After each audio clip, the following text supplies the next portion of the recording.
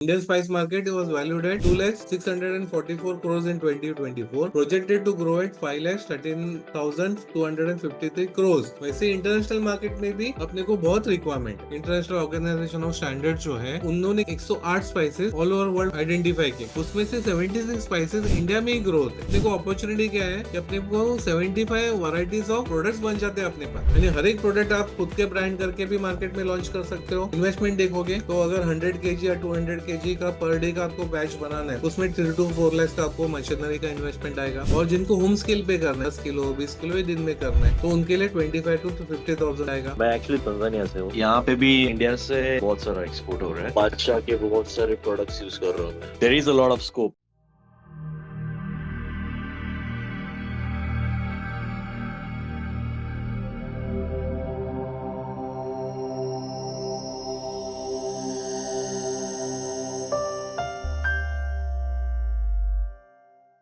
अभी आप spice segment देखोगे तो ओरिगेनो मेडिटेरियन सीजनिंग मार्केट देखोगे तो वैल्यूड एट 11,800 प्लस करोड़ का मार्केट है, $, 1.43 बिलियन में लास्ट ईयर 2024 में। तो ग्रोथ रेट उसका प्रोजेक्टेड क्या है, 5.8%। प्रोजेक्टेड रेट है कि 25 में ग्रो होते जाएगा वो मार्केट। थ्री ड्राइवर्स देखोगे तो rising global demand for Italian Mediterranean cuisine, pizza बहुत खाने वाले हो गए हम लोग, पास्ता खाते हैं, ग्रीक सैलड्स है, उसमें सबके ऊपर जो सीजनिंग यूज करते हैं, तो सीजनिंग के लिए ये ओरिगानो और बाकी के सीजनिंग यूज किया जाता है। अब उसके हेल्थ बेनिफिट्स क्या है, ओरिगानो को देखोगे तो एंटीऑक्सीडेंट प्रॉपर्टीज, उसमें एंटी इन्फ्लेमेटरी प्रॉपर्टीज है एंड एंटी माइक्रोबियल प्रॉपर्टीज हो, तो माइक्रोबियल ग्रोथ भी नहीं होता है, एंटी इन्फ्लेमेटरी भी है एंड एंटीऑक्सीडेंट प्रोडक्ट में से ऑक्सीजन भी कम लेता है, कम करता है, सो दैट उसमें माइक्रोबियल ग्रोथ नहीं होता है। वैसे पेरी पेरी मसाला जो है स्पेशलिटी ब्लेंड, ग्रोथ आउटलुक देखोगे 25 to 31, तो बहुत बढ़िया है उसका, high potential due to global rise in the African and Portuguese cuisine में। अपॉर्चुनिटी देखोगे, emerging demand for spicy blends and unique flavour, लोगों को अलग अलग चीजें चाहिए रहता है, अलग अलग ब्लेंड चाहिए रहता है, इसलिए पेरी पेरी मसाला भी बहुत डिमांड में बढ़ता है। आप देखोगे ना, इवन आप देखोगे जो वेफर्स मार्केट में आते हैं जिसको फ्लेवरिंग करते हैं, तो peri peri is the top selling blend. तो अपने इंडिया में भी उसका बहुत डिमांड बढ़ते जा रहा है, क्योंकि बहुत जगह पे पेरी पेरी मसाला करके वो सेल कर रहे हैं, पेरी पेरी का ब्लेंड करके वो सेल कर रहे हैं, सो दैट उसका जो यूनिक टेस्ट है वो प्रोडक्ट को आता है, और वो प्रोडक्ट को पेरी पेरी नाम आ गया तो मार्केट रेट भी अच्छा मिल जाता है, रेट जो इंडिविजुअल बेचता है प्रोडक्ट उसको भी रेट अच्छा मिलता है उससे। तो की aspects of spice consumption India, India में ही देखोगे तो कंजम्पशन बहुत बड़ा है इंडिया में। ओके, 88,000 करोड़ का मार्केट है इंडिया में। India is the world largest consumer spices with high per capita consumption. Regional differences, इधर एडवांटेज क्या होता है कि रीजन, हर एक रीजन में अलग अलग रिक्वायरमेंट रहता है, उस हिसाब से अलग अलग स्पाइसेस को बहुत बढ़िया रिक्वायरमेंट रहता है। Spice consumption varies significantly across regions with some areas showing higher consumption of specific spices like chili powder and ginger। अभी चिली पाउडर देखोगे एक्सपोर्ट में भी देखो, it is one of the top selling product है, ginger भी top selling product है, और हर एक स्टेट में ग्रो होता है, और साल भर प्रोडक्शन चलते रहता है उसका। और आप देखोगे कि इंटरनेशनल मार्केट भी बहुत अच्छा है और लोकल मार्केट भी बहुत अच्छा है। कभी कभी ऐसे भी होता है कुछ, फॉर एग्जांपल जिंजर के केस में ऐसे होता है कि अपने इधर प्रोडक्शन शॉर्टेज हो जाता है तो अपने इधर इंपोर्ट भी करना पड़ता है, इतना डिमांड में रहता है, करेक्ट। और जिंजर एज अ प्रोडक्ट देखोगे तो 3 इंडस्ट्री को कैटर करता है, फूड इंडस्ट्री को भी कैटर करता है, स्पाइस इंडस्ट्री को कैटर करता है, एज अ मेडिसिन वैल्यू भी उसको है, तो एज अ मेडिसिन भी कंज्यूम किया जाता है। तो urban household trend to consume more spices and higher frequency of spice consume compare to rural. अभी सिटी में ज्यादा यूज होता है, ज्यादा स्पाइसेस खाए जाते हैं कंपेयर टू रूरल से। पॉपुलर स्पाइसेस देखो तो रेड चिली पाउडर, टर्मरिक, ये सबसे टॉप टॉप सेलिंग है, टॉप कंजम्पशन में प्रोडक्ट आता है, और among the most commonly consumed spices in both urban and rural area. अभी आप देखोगे टर्मरिक, रेड चिली पाउडर तो ऑलमोस्ट ऑल रेसिपीज में यूज किए ही जाते हैं, इसलिए उसका डिमांड बढ़ते ही जाता है। Spice preferences, most household both urban and rural prefer to use unroasted spices.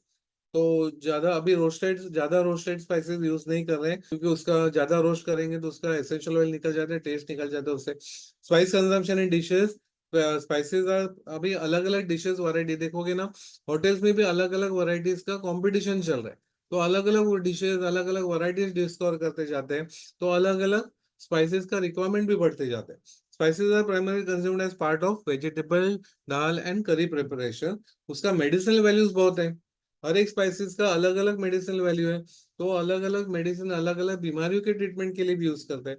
Besides flavouring spices are also added for medicinal properties ayurvedic product. इन्हें आयुर्वेदिक प्रोडक्ट्स में भी बहुत सारे स्पाइसेस यूज किए जाते हैं, तो उसको मेडिसिनल वैल्यू होने से। Correct. Indian spice market was valued at 2,644 crores in 2024, projected to grow at 5,13,253 crores। अभी इंडिया में भी मार्केट बहुत जबरदस्त ग्रो हो रहा है, वैसे इंटरनेशनल मार्केट में भी अपने को बहुत रिक्वायरमेंट है। तो आपको अगर यही सेम प्रोडक्ट जो हम लोग डिस्कस कर रहे हैं वो आप इंडिया में भी बेच सकते हो, बराबर, as well as international market में भी बेच सकते हो, यानी ग्लोबल डिमांड बहुत है उसको। तो वही फुलफिल करके आपका टारगेट अचीव हो जाएगा। उसमें एक्सपेक्टेड ग्रोथ क्या इंडिया में देखोगे तो 10.56 एक्सपेक्टेड ग्रोथ है। ग्रोथ ड्राइवर्स देखोगे, rising demand in food and beverages sector में, बहुत अलग अलग वैरायटीज के फूड, नए नए रोज नए नए प्रोडक्ट्स आते रहते हैं, इसलिए बहुत सारे स्पाइसेस यूज हो जाते हैं। मेडिसिनल यूज भी अभी आप देखोगे कि लोगों को केमिकल बेस्ड मेडिसिन नहीं चाहिए रहते हैं, तो ट्रेडिशनली हाउस होल्ड मेडिसिन के ऊपर अभी ज्यादा ट्रेंड आते जा रहे हैं, तो उधर मेडिसिन पर्पस के लिए स्पाइस का डिमांड भी बढ़ते जा रहा है। अभी गवर्नमेंट भी बहुत इनिशिएटिव लिया है, गवर्नमेंट ने अच्छा सपोर्ट किया है आयुष के माध्यम से, और उन्होंने भी कुछ रेसिपीज डेवलप किया है, तो दैट इंडियन स्पाइसेस को और डिमांड बढ़ती जाए। Okay, emphasis on sustainable sourcing. अभी इसमें प्लांटेशन पे भी अच्छा काम हो रहा है कि अपना इधर सस्टेनेबल और अच्छे क्वालिटी का प्लांटेशन होना चाहिए, इसलिए R&D वर्क भी बहुत अच्छा हो रहा है और उसमें डेवलपमेंट भी अच्छा हो रहा है। Innovation and launch new spice blend, अलग अलग नए नए स्पाइस ब्लेंड्स भी डेवलप होते जा रहे हैं। ओके, इसमें कैसे ना एक क्रिएटिव है, जैसे अलग अलग स्पाइसेस का आप कॉम्बिनेशन करके अलग अलग ब्लेंड्स वैरायटीज आप डेवलप कर सकते हैं। तो हम लोग ये ट्रेनिंग प्रोग्राम में वही अब सीखेंगे कि अलग अलग ब्लेंड्स का रेसिपीज कैसे और कैसे बनाए जाते हैं। अभी अपॉर्चुनिटीज क्या है इसमें, अगर हम लोग सोचेंगे कि जब एक्सपोर्ट करना है अपने को, तो जो सब स्पाइसेस जो है ना, हर एक spices as a raw whole spices आप एक्सपोर्ट कर सकते हैं। भाई रॉ ऐसे ऐसे के ऐसे लेके नहीं कर सकते। जब भी रॉ स्पाइसेस लाते हो तो जब भी देखोगे ना, जहां से लेते हो वहां पे ओपन एरिया में रहता है, तो वहां पे डस्ट पार्टिकल्स और स्पाइसेस के ऊपर आ जाते हैं।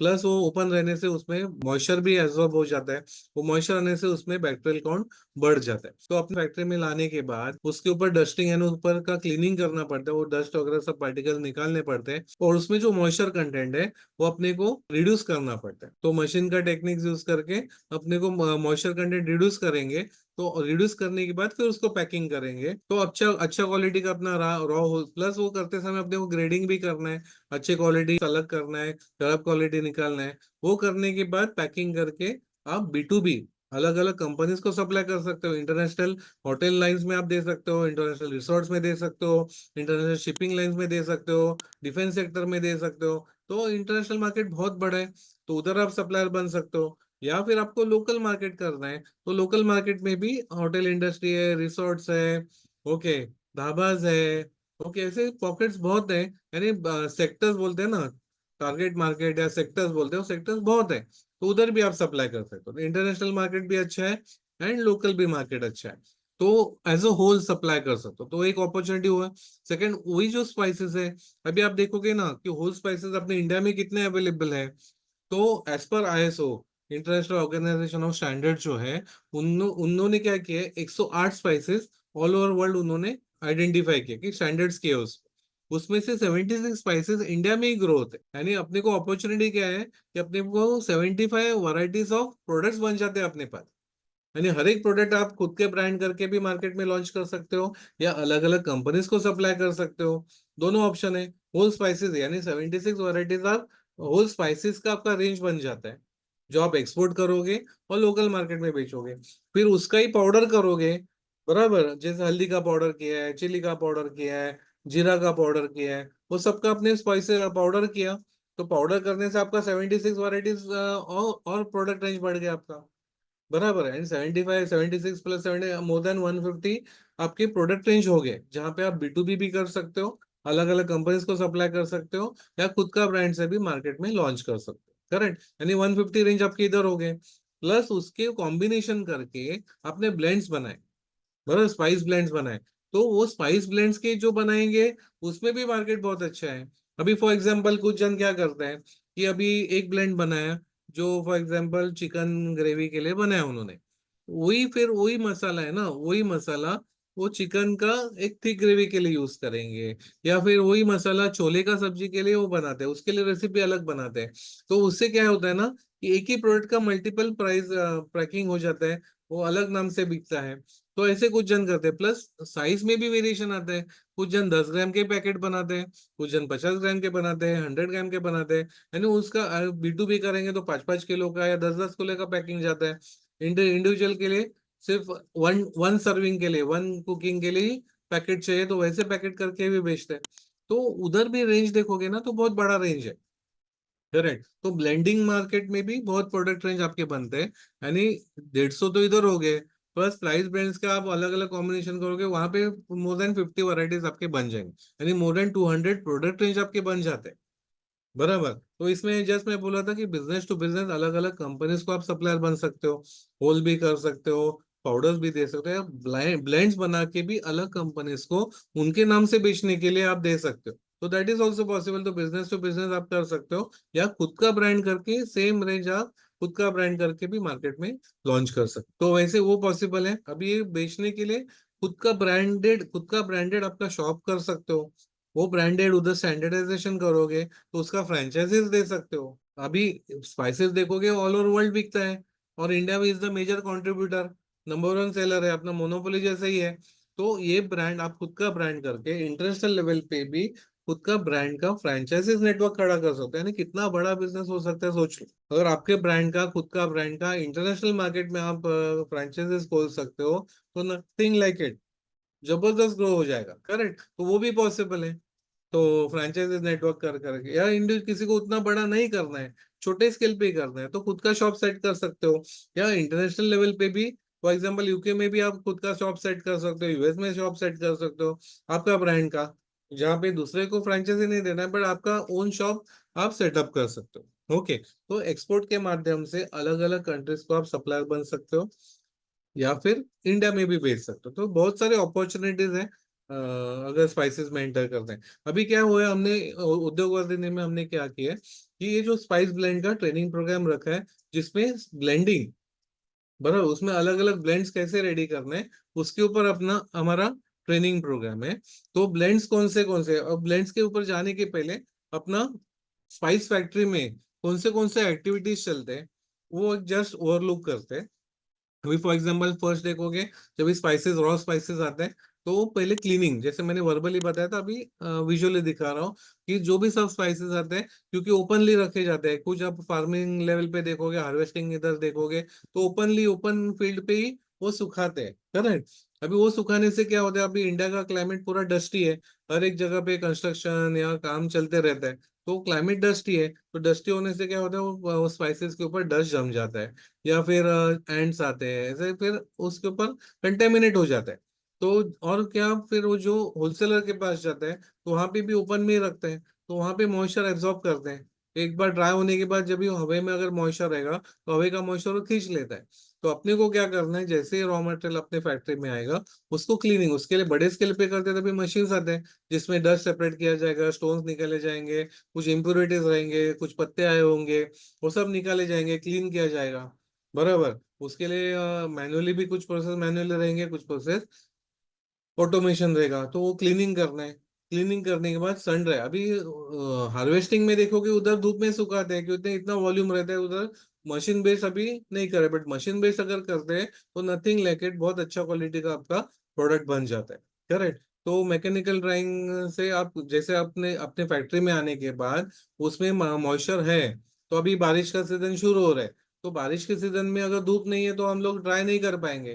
तो वहां पे आपके पास मैकेनिकल ड्रायर्स रहेंगे या डिहाइड्रेटर मशीन रहेंगे, तो उसमें ड्राई करोगे तो आपको साल भर आपका फैक्ट्री चलेगा, बारिश के सीजन में भी आप ड्राई कर सकोगे। क्योंकि क्या है ना, उतना मॉइस्चर अगर मेंटेन करेंगे तो अपने को शेल्फ लाइफ अच्छा मिलेगा।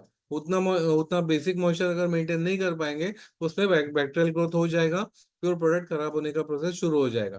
तो उसको फिर अपने को ड्राई करना है। तो प्रॉपर ड्राई करेंगे ना तो अपने को बहुत अच्छा रिजल्ट मिलता है। जो भी वो ब्लेंडिंग में यूज करेंगे, जो भी फूड में यूज करेंगे, उनको भी बहुत रिजल्ट अच्छा है।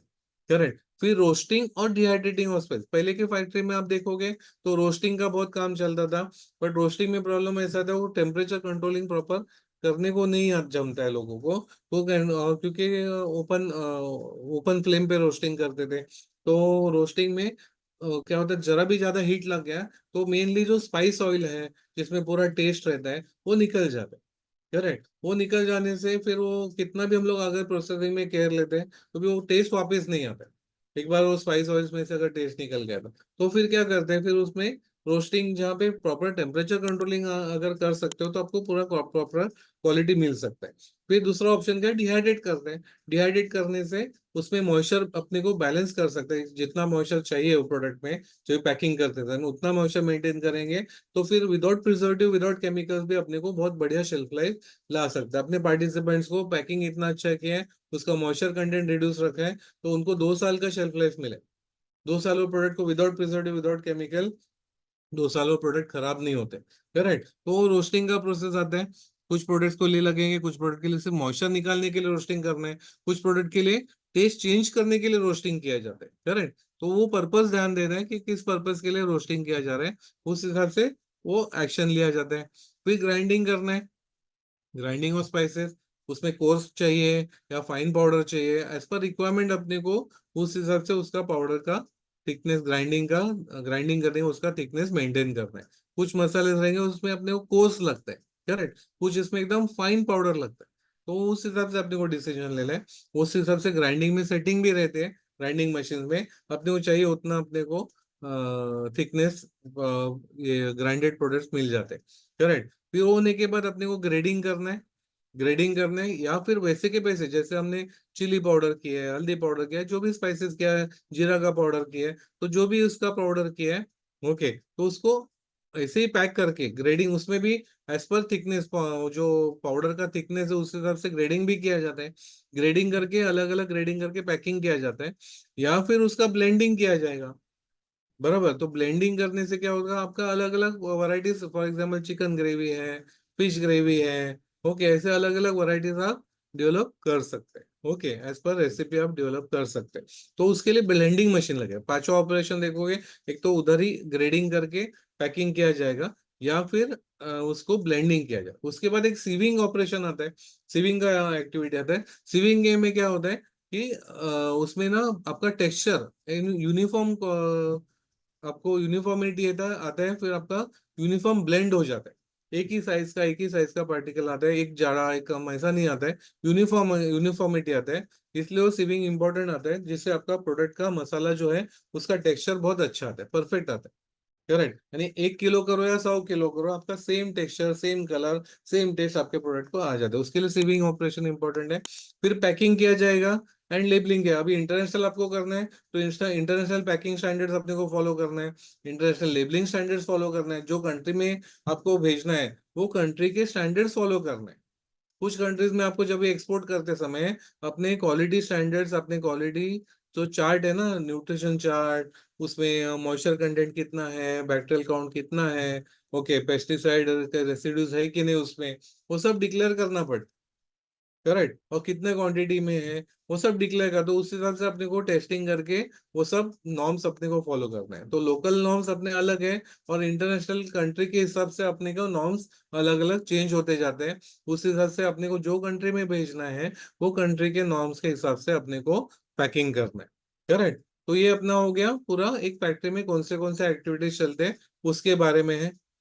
फिर आप जैसे मैं बोल रहा था कि ये सब ब्लेंड सिखाने के लिए उद्योग वर्धनी का अपना ट्रेनिंग प्रोग्राम है।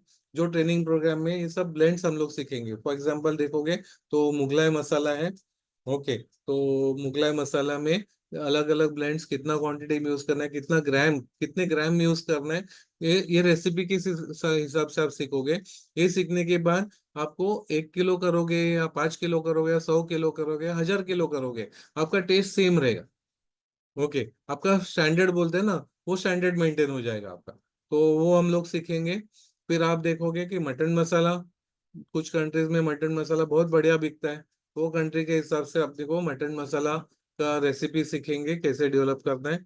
ओके, कितना परसेंटेज कौन से मटेरियल यूज करना है, और कैसे क्वालिटी मेंटेन करना है वो सीखेंगे।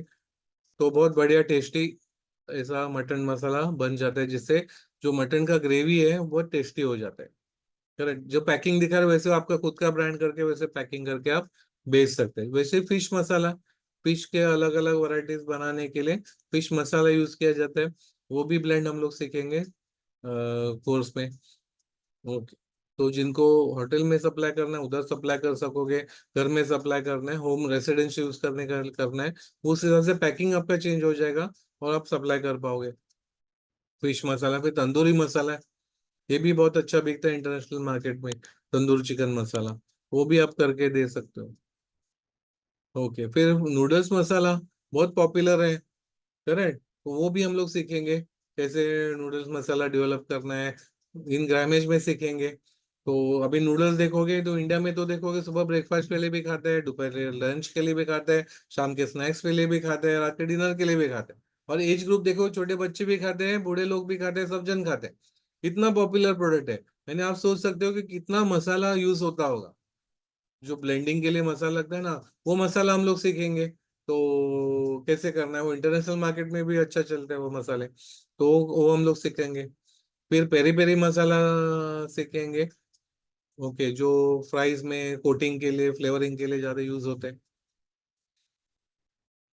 फिर मैक्सिकन टेस्टी, फिर टैको, टैको सीजनिंग हम लोग सीखेंगे। उधर ये बहुत पॉपुलर प्रोडक्ट है टैको प्रोडक्ट, उसमें जो सीजनिंग के लिए यूज करते हैं वो ब्लेंड हम लोग सीखेंगे। फिर मिक्स हर्ब्स हम लोग सीखेंगे। आपने देखा होगा पिज्जा के टॉपिंग के ऊपर यूज करते हैं, ओके, बर्गर के इसमें यूज करते हैं अलग अलग टॉपिंग्स के लिए।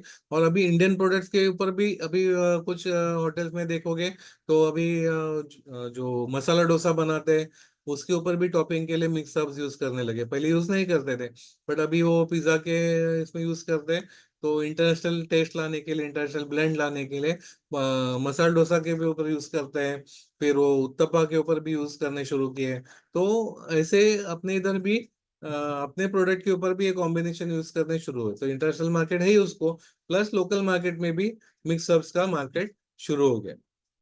करेक्ट, चिली सीजनिंग, ये भी बहुत यूज होता है इंडिया में। अभी चिली में भी आप देखोगे ना, एक ही ब्लेंड सीखोगे आप, पर उसमें अलग अलग वैरायटीज का चिली का सीजनिंग्स कर सकते हो। बहुत हॉट चाहिए, बहुत स्पाइसी चाहिए, तो वैसा भी चिली का सीजनिंग आप कर सकते हो। और माइल्ड मीडियम लेवल का चाहिए तो मिडिल लेवल का कर सकते हो, और एकदम माइल्ड चाहिए, बराबर माइल्ड चाहिए तो वैसे भी करके दे सकते हो, बहुत टेस्टी रहता है। और टेस्ट एनहांसमेंट का काम करता है सीजनिंग, एक तो दिखने के लिए बहुत अच्छा आता है और प्लस वो टेस्ट के लिए भी, टेस्ट एनहांसमेंट का काम करता है प्रोडक्ट। चिपोटले सीजनिंग, या कुछ चिपोटल, कुछ जन प्रोनाउंस करते हैं उसको चिपोटल, या कुछ जन उसको चिपोटले बोलते हैं। तो वो भी सीजनिंग हम लोग कोर्स के दौरान दरम्यान सीखेंगे, उसका ब्लेंड सीखेंगे। ओके, तो वो कैसे करना है।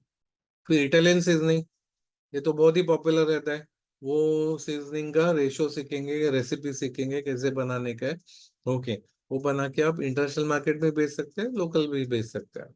ओके, फिर चिकन मसाला का हम लोग सीखेंगे रेसिपी, वो ब्लेंड सीखेंगे कैसे ब्लेंड बनाना है। Biryani masala, this is one of the top selling product है इंडिया में। देखो, half a minute one biryani sold, वो बिरयानी मसाला भी हम लोग सीखेंगे। ओके, तो दिस आर द रेंज हम लोग सीखेंगे। इन्वेस्टमेंट देखोगे तो अगर 100 kg या 200 kg का पर डे का आपको बैच बनाना है, पर बैच का प्रोजेक्ट सेटअप करना है, उसमें 3 to 4 लाख का आपको मशीनरी का इन्वेस्टमेंट आएगा। और जिनको होम स्केल पे करना है, घर से करना है, 10 किलो 20 किलो ही दिन में करना है, तो उनके लिए 25 to 50,000 में आपका प्रोजेक्ट शुरू हो सकता है। करेक्ट, तो ये इन्वेस्टमेंट जो जिनको छोटे स्केल से पार्ट टाइम करना है, जॉब करते हुए भी करना है, तो ये छोटे स्केल में भी कर सकते हो। जिनको मिनिमम एटलीस्ट, जब भी बड़े स्केल पे यानी मिनिमम आप 100 kg या 200 kg का बैच करोगे दिन भर में, तो आपको 3 to 4 लाख लगेगा। और फिर उसके ऊपर आपको कितना करना है, दैट इज द आपका टारगेट है, आपको जितना बड़ा ग्रो करना है उतना कर सकते हो। बट जब भी आप B2B जब भी प्लान करते हो, तो एटलीस्ट 100 to 200 kg का अपना दिन का प्रोडक्शन होना चाहिए, तो यूनिट ना हो सस्टेन हो सकता है, आपको थोड़ा प्रॉफिट दिखेगा उसमें। Thank you very much. Thank you so much sir. Now will cover question, बहुत सारे क्वेश्चंस है सर। इसमें रॉ मटेरियल प्रोक्योरमेंट कहाँ से करें? अभी ये जो सब रॉ स्पाइसेस है ना अपने इंडिया में अभी अवेलेबल है, तो सब अवेलेबल होने से हम लोग उसको प्रोसेस करके ब्लेंड्स बना सकते हो। ओके, तो ये इंडिया में सब ऑलरेडी अवेलेबल है। अवेलेबल है, और बल्क में कहाँ पे मिलेगा आपको गाइड करेंगे कोर्स। सर इसमें अगर होम बेस पे शुरू करना है तो क्या सेटअप लगेगा, कितना कॉस्ट आएगा, इलेक्ट्रिसिटी कंजम्पशन कितना होगा? अभी होम बेस्ड में क्या है ना, अपने को एक लिमिटेशन क्या है, जब एफएसएस लाइसेंस लेते हैं ना, तो अपने को फ्रॉम होम करने तो 12 लाख का लिमिट है, 12 लाख का टर्नओवर का लिमिट है साल भर के लिए, यानी 1 लाख पर मंथ का है। तो अभी 1 लाख पर मंथ करने के लिए अपने को, अभी फॉर एग्जांपल आप एवरेज देखोगे 800 रुपया 1000 रुपया किलो का मसाला है, 1000 रुपीज अगर कंसिडर करते हैं तो 1 लाख के लिए अपने को 100 kg का महीने का टारगेट आता है। तो दिन में देखोगे तो अराउंड 4 kg टारगेट आता है, 4 to 10 kg भी करोगे तो 10 kg प्रोडक्शन करने के लिए बहुत बड़ा सेटअप नहीं लगेगा। आप एक स्पाइस ग्राइंडर लेते हो तो उसमें काम हो जाएगा। एक रोस्टिंग, घर में रोस्टिंग पैन वगैरह रहते ही है, उसमें रोस्ट करके वो स्पाइस रोस्ट ब्लेंड्स बना के आप पैकिंग करके, पैकिंग मशीन लगेगा, सीलिंग मशीन वगैरह, और वजन काटा लगेगा, यानी 10 20 25,000 में आपका सेटअप हो सकता सर रेगुलर मसाला ब्लेंड और मशीनरी सेटअप अलग अलग होता है। है नहीं, क्या? मशीनें सिमिलर लगेंगी, मशीनें सेम लगेंगी, बाकी आपके रॉ मटेरियल चेंज होते हैं उस रेसिपी के हिसाब से। यस, तो मतलब जिनको ऑलरेडी है इस इंडस्ट्री में, तो वो इजीली ये बिजनेस में स्विच कर यस, सकते हैं। इमीडिएटली शुरू उनका प्रोडक्ट रेंज बढ़ जाएगा। सर हमारे एमआईडीसी में ऑलरेडी मसाला बिजनेस है, तो हम चालू कर सकते हैं क्या? एमआईडीसी लेवल पे बड़ा इंडस्ट्री है, तो वो भी स्विच कर यस सकते हैं? यस, 100% कर सकते हो, इमीडिएटली शुरू कर सकते हो, क्योंकि मार्केट बहुत बड़ा है ना। एक तो इंडिया में देखोगे 140 करोड़ लोग खाने वाले लोग हैं, प्लस इंटरनेशनल देखोगे तो और बहुत बड़ा मार्केट है। आपको जहाँ पे फोकस करना है, एक्सपोर्ट करना है, तो एक्सपोर्ट के ऊपर फोकस करके ओनली एक्सपोर्ट ओरिएंटेड यूनिट आप एमआईडीसी में सेटअप कर सकते अगला क्वेश्चन है सर, इसमें कंसिस्टेंसी कैसे मेंटेन करें? हो। अभी क्वालिटी, एक तो क्या है ना, अपने को रॉ मटेरियल जो सप्लाई है ना, वो अपने को अच्छा सप्लायर चाहिए जो अपने को कंसिस्टेंट क्वालिटी देगा। स्पेशली आप इंडस्ट्री लेवल को जो सप्लाई करने वाले रहते हैं ना, वो करोगे तो आपको रेट का भी कंसिस्टेंट मिलता है, क्वालिटी का भी एश्योर्ड क्वालिटी मिलता है। जब भी आप एक्सपोर्ट करते हैं तो आपको क्वालिटी सर्टिफाइड रॉ मटेरियल मिलता है। ओके, तो ये नहीं आपका रॉ मटेरियल का क्वालिटी का इशू निकल जाता है, फिर वो आप प्रोसेसिंग करने के बाद आपके इधर भी प्रॉपर प्रॉपर प्रोसेसिंग करेंगे, प्लस वो ब्लेंड्स आप सीखोगे ना ग्रामेज में, तो 1 किलो करो या 100 किलो करो, आपका टेस्ट सेम रहेगा। करेक्ट, तो उधर आपको टेस्ट का कंसिस्टेंसी आ जाएगा। तो उधर आपका क्वालिटी रॉ मटेरियल है, आपका प्रोसेसिंग भी अच्छा है, और पैकिंग करके फिर आप देते हो तो एंड रिजल्ट भी आपका अच्छा क्वालिटी का आपका प्रोडक्ट हो जाएगा। सर इसमें इंपोर्ट एक्सपोर्ट कैसे कर सकते हैं? एक्सपोर्ट करना है तो आपको बेसिकली छोटे स्केल पे अगर करना है वो भी पॉसिबल है, जिनको बड़े स्केल पे करना है वो भी पॉसिबल। उसके लिए आपको पहले एमएसएमई रजिस्टर करना है, एफएसएसआई लाइसेंस लेना है, फिर आईसी कोड लेना है, एक्सपोर्ट इंपोर्ट कोड लेना है, प्लस आपको स्पाइस बोर्ड का मेंबर होना पड़ेगा। स्पाइस बोर्ड का अपने रेगुलेटिंग बॉडी है फॉर एक्सपोर्ट ऑफ स्पाइसेस, और उनका सपोर्ट बहुत अच्छा रहता है अपने को। उनका सपोर्ट लेके आप इंटरनेशनल मार्केट में सेल कर सकते हो। सर इनके लिए बायर कौन है ये स्पाइसेस के लिए? बहुत है ना, ह्यूज है बायर। आप कौन से इंडस्ट्री सेक्टर को दे रहे हो इस हिसाब से, फॉर एग्जांपल पिज्जा कंपनी को दे रहे हो, उनको पाउच पॉप में चाहिए चिली का ब्लेंड रहेगा, या फिर आपका पेरी पेरी मसाला रहेगा। करेक्ट, तो अलग अलग कंपनीज है। या फिर आप पिज्जा सेंटर्स है, उनको आप देते हो तो उसके साथ वो सीजनिंग के वैरायटीज देते हैं, तो बहुत क्वांटिटी लगते हैं उनको, तो आप दे सकते हो उनको। तो ऐसे बहुत बहुत है, इंटरनेशनल मार्केट में बहुत है, इंडिया में भी बहुत है। मैं इस सीजनिंग के बारे में बोल रहा हूँ, बाकी के तो फिर होटल्स में जाते हैं, रिसोर्ट्स में जाएंगे, शिपिंग इंडस्ट्री में जाएगा, तो अलग अलग उधर जाएंगे। सर इसमें डिहाइड्रेटेड वेजिटेबल पाउडर का यूज होता है क्या ये मसालों में? नहीं यूज होता, मैं स्पाइसेस होते हैं, बेसिकली स्पाइसेस लगेंगे क्योंकि हम लोग स्पाइसेस करते हैं। बट अभी क्या है ना, अभी नया फैक्ट्री जो आ रहा है ना, वो इंस्टेड ऑफ रोस्टिंग वो डिहाइड्रेट करते हैं स्पाइसेस को, यानी मॉइस्चर निकालने के लिए रोस्टिंग करते थे, तो डिहाइड्रेट करके वो मॉइस्चर निकालते हैं, और फिर उसका अभी वही सेटअप में आप वेजिटेबल्स वगैरह भी कर सकते हो। बट वो करोगे ना तो आपका instant ready to cook products में जाएगा। सब्जी वगैरह बनाओ, जैसे पालक पनीर है या छोले की सब्जी है, वो भी छोले वगैरह करोगे तो आपका रेडी टू आरटीसी प्रोडक्ट, इसका एक्सटेंशन आपका हो जाएगा, थर्ड इसका स्पाइसेस का एक्सटेंशन, वो आरटीसी प्रोडक्ट्स बन जाएंगे। अगला है कि सर डोमेस्टिक मसाला और इंटरनेशनल मसाला, ये दोनों का मार्केट अलग अलग है, मतलब जो अपना रेगुलर स्पाइसेस जो हमने ब्लेंड्स है और ये इंटरनेशनल है, तो ये दोनों का मार्केट अलग है, मतलब अभी मार्केट हमारा उधर के इंडियंस लोग इंडियन स्पाइसेस ज्यादा प्रेफर करते हैं, और उधर के जो लोकल्स है उनको ये सीजनिंग्स वगैरह ज्यादा लगते हैं। ये सारे अपेडा के अंडर आता है क्या? डिहाइड्रेटेड मसाला ये सब अपेडा नहीं, के स्पाइस अंडर बोर्ड आता के है? अंदर आएगा। सर ये सारे होम बेस्ड मसाला हो सकते हैं क्या, ये हो जो हमने सकता है, आज हो कवर सकता है, किए? नो प्रॉब्लम, हो सकता होम बेस्ड में भी हम शुरुआत है। कर सकते हैं? Yes, okay, definitely. ठीक है। सिर्फ लिमिट में बता, 12 लाख का बिजनेस आपका क्रॉस हो गया तो प्रॉपर आपको सेटअप, इंडस्ट्रियल सेटअप लगेगा। सर मैं वेस्ट बंगाल से हूँ, तो हमारे यहाँ पे ये रॉ स्पाइसेस मिलते हैं, हम महाराष्ट्र से, तो हमारे यहाँ पे ये रॉ स्पाइसेस मिलते हैं, तो हमने किस स्पाइसेस पे काम करना चाहिए, जो रॉ मटेरियल अवेलेबल है आजू देखो, बाजू, या रॉ मटेरियल के हिसाब से कर एक वो वैरायटी आपको रॉ मटेरियल जो आपको मिलता है उस हिसाब से आप ब्लेंड्स बना सकते हो। दूसरा ऑप्शन जैसे अभी ब्लेंड सीख रहे हैं, वो ब्लेंड्स बनाए तो उसमें जो पर्टिकुलर स्पाइस लगे वो यूज करना ही है, क्योंकि आपको ऑल इंडिया बेचना है या इंटरनेशनल मार्केट में बेचना है। तो वो हिसाब से रॉ मटेरियल आपको प्रोक्योर करना पड़ेगा, भले दूसरे स्टेट से हो, उधर से प्रोक्योर करके आपको वो ब्लेंड्स बना के आप बेच सकते हो। बट दूसरा ऑप्शन आपके पास वो भी है कि आपके इधर जो रॉ मटेरियल मिलते हैं उसको प्रोसेस करके आप वो as a raw material supplier बन सकते हो आगे इंडिया में। सर अगला क्वेश्चन है कि बेसिकली आप कितना केजी का मसाला बना के दिखाओगे, तो मतलब is it the same proportion, कैसे रहता है, कोई कितना भी क्वांटिटी बनाओ तो प्रोपोर्शन पे रहता है, कैसे रहता है? ग्रामेज में रहता है, रेसिपी सब अपना अपना जो ग्रामेज पे रहता है। तो 1 kg करो तो सेम ग्रामेज का रेसिपी रहेगा, तो 100 kg के लिए भी सेम रहेगा रेसिपी। उसमें टिप्स राइट। रहेगा कैसे करना है, वो प्रोसेसिंग कैसे करना है वो गाइड करेंगे। सर मसाला खराब ना हो उसके लिए क्या ऐड करते हैं? अभी कैसे है ना, अगर जैसे मैं बताया कि अगर मॉइस्चर कंटेंट प्रॉपर मेंटेन्ड है और पैकिंग करते समय पैकिंग मटेरियल अच्छा लिया है हमने, ओके, तो जिसमें पैकिंग करते समय कम से कम हवा, मॉइस्चर फ्री हवा अगर जाता है पैकिंग में, तो अपने को शेल्फ लाइफ अच्छा मिलता है, बराबर। बट अपने को गारंटी नहीं है कि अपने पैकिंग में मॉइस्चर गया है, कभी कभी लीकेज भी आता है। उससे क्या होता है, केकिंग का प्रॉब्लम होता है, कड़क होने का प्रॉब्लम होता है, उसमें बैक्टीरियल ग्रोथ होता है। बैक्टीरियल ग्रोथ क्यों होता है? Because of the moisture content. ये अगर होता है तो आप एंटीऑक्सीडेंट यूज कर सकते हो उसमें, या एंटी किकिंग एजेंट्स भी यूज करते हैं। बट मेरा सजेशन है कि आप प्रॉपर प्रोसेसिंग करेंगे, प्रॉपर पैकिंग करेंगे, तो अपने पार्टिसिपेंट्स को विदाउट प्रिजर्वेटिव, विदाउट केमिकल 2-2 साल का शेल्फ लाइफ मिलेगा। सिर्फ एक कंडीशन मैंने बताया कि प्रॉपर जो मॉइस्चर के बिना वो पैकिंग होना चाहिए, और पैकिंग मटेरियल में लीकेजेस नहीं होना चाहिए।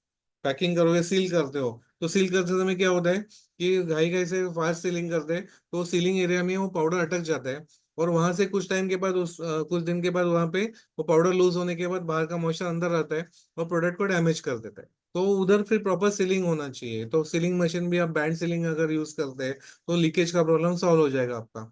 ऐसे कुछ छोटे छोटे पॉइंट्स है जिसकी वजह से वो खराब होता है प्रोडक्ट, वो उधर अगर केयर लेते हैं ना तो अपने को शेल्फ लाइफ बहुत अच्छा मिलता है। नहीं तो फिर आपको अगर प्रिजर्वेटिव यूज करके करना है तो वो भी कर सकते हैं आप।